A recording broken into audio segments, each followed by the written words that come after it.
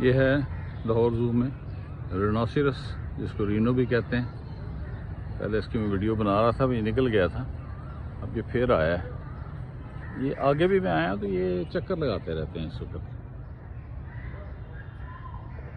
Evening walker लगते हैं, शाम के नहीं, वॉक करने वाले। तो यहाँ से चक्कर लगाएगा, अब इधर से फिर ये दाएं मुड़ेगा अपने, फिर अपने ये बाएं। अब तो बारिश करना शुरू हो गया, अब ये इधर आ गया, हमारी तरफ आ रहा है।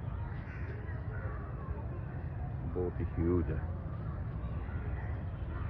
गैंडा।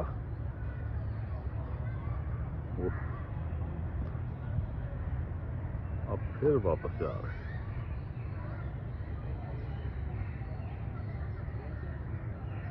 अब देखते हैं कि वापस आता है कि नहीं आता।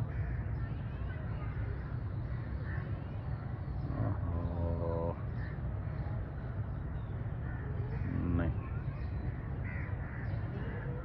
नहीं आने का मूड नहीं लग रहा जी। चला गया, चले हम भी अगले पिंजरे की तरफ चलते हैं।